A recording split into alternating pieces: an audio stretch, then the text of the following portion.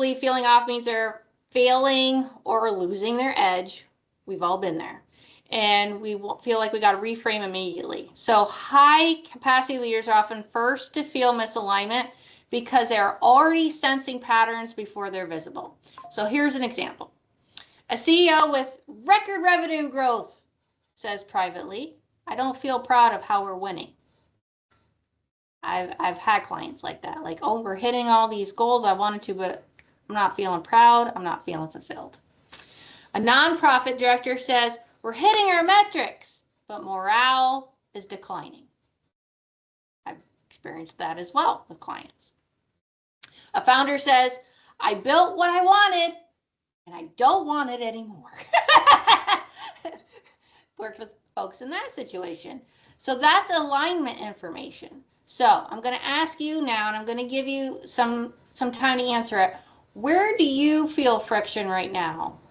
Inside you or in your organization? Take a minute and write it down. Where do you feel friction right now? Inside you, meaning is the friction within, or is it external within wherever you're working? I'll give you about 30 seconds.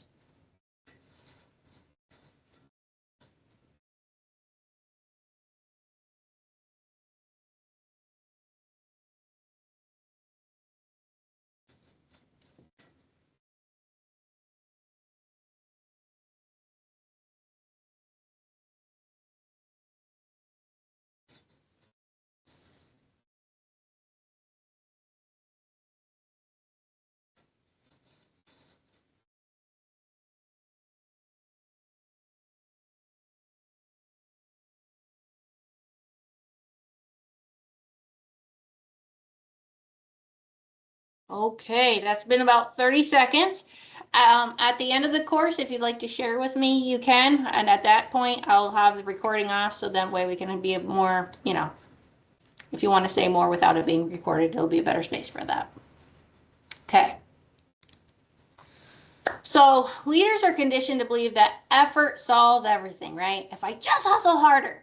So explain that. So basically alignment is actually structural. It isn't about hustle. It's not just about working hard. It's a matter of to accomplish something, it has to, everything requires a structure. And applying pressure to a distorted structure increases strain, right? When I think about this, I'm going to age myself. There's generations who have no idea what I'm going to talk about, but maybe they do. And I keep thinking about when I was a little girl that I would get up really early in the morning and I would watch before school started. So it was probably like 5 in the morning. That was that kid. And I would watch the old I Love Lucy shows. And I remember Lucy and Ethel were in like a chocolate factory and they thought they could like get the chocolates in the packaging, but they kept speeding up the line. And so Lucy's like, I can't keep up. I can't keep up. So what does she do? She's popping them in her mouth and then they're just going everywhere. So that to me is kind of like the showcase of how structure is so important, that if you don't have things lined up, the structure to support it, things go haywire. You become Lucille Ball and I Love Lucy. I'm trying to pop. I can't keep up with these chocolates. I'm just going to pop them in my mouth. Oh no, I'm flying them now.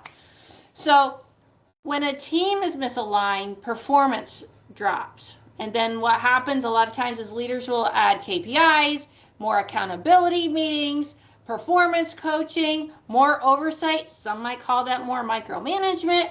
But if the structure is misaligned, pressure simply amplifies the friction, right? The pressure doesn't help the friction. It only adds to it. It's like speeding up again that line that I Love Lucy was on, right? She's popping in the chocolates.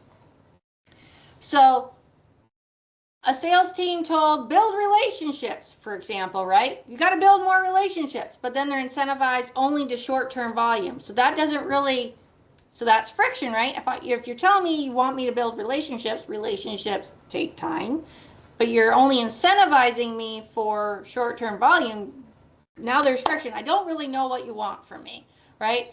Skill isn't the issue in that case. It's the structure that is. So now I'm going to give you a little bit of time to answer this question. Where have you tried to fix a structural issue with effort? Think about that. Where have you tried to fix a structural issue with effort?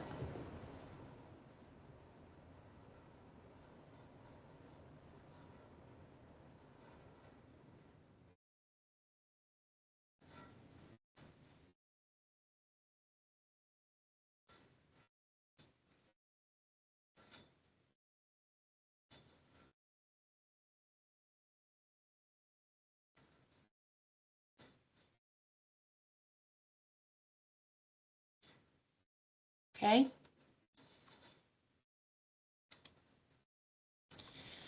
So alignment is not intention. It is actual lived reality. The gap appears when three elements stop matching. Okay, so we're gonna visualize a triangle. We're gonna draw this triangle in our head. So the top of the triangle is declared values. This is what you say matters to you or the organization. The middle of that triangle, if we're breaking this triangle up into thirds, is decision logic.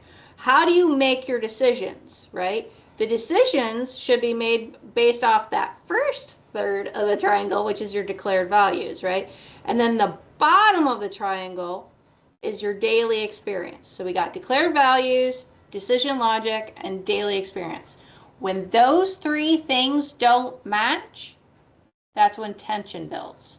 So what you say matters, right? You can hang up the most beautiful posters in the world all over the place, but if they're not, decisions aren't based on what you're posting, doesn't matter.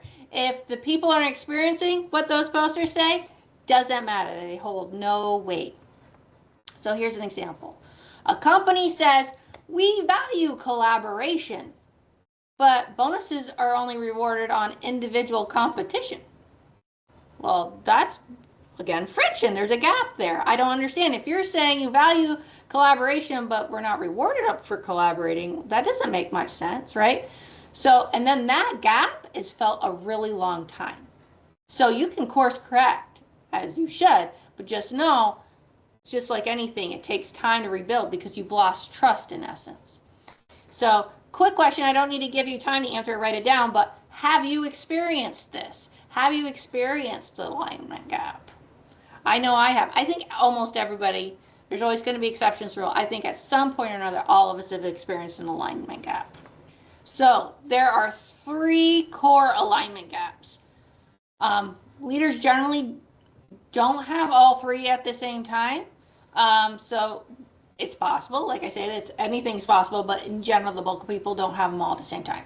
And they are purpose drift, structural misalignment, and leadership signal confusion. So now we're going to break down each one. So why performance fixes fail, right? We'll see increased resistance, accelerated burnout, and we're basically just masking the root cause of what's causing the issues, right? So a lot of times when you see these gaps, you're going to see more meetings, right? Then you end up having meetings because of the other meeting. Then we have another meeting on top of that to discuss that meetings. It's like too many meetings.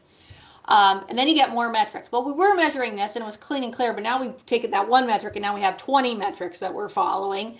And then tighter accountability often fails. Well, we got to point, because that's really saying we got to point the finger. We got to point the finger. But you can't point the finger at a human when it's structural. It's the structure that's the problem. So you can't KPI your way out of misalignment. You can't find performance tools that are going to fix it either. I don't know how many times I've seen somebody buy a tool and say, this is going to fix the problem. That doesn't fix the problem. It just is another layer potentially to the problem, or it just masks the problem. You're going to get more resistance, accelerate burnout, and mask root causes. So let's look at an example. A team misses targets.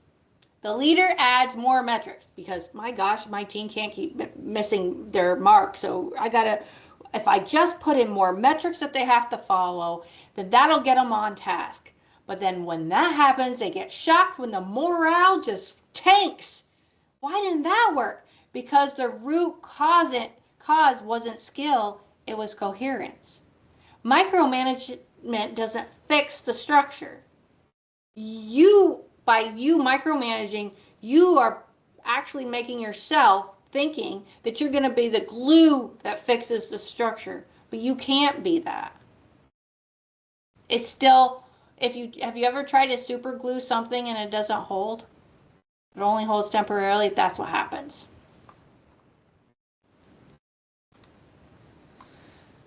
So this isn't about fixing everything. Nothing's perfect. That is the reality. It is about identifying the primary gap, if addressed, would reduce friction immediately. So right now you want to ask yourself, where does friction show up repeatedly right now? And which of those three gaps? What feels harder than it should? And what conversation have you avoided?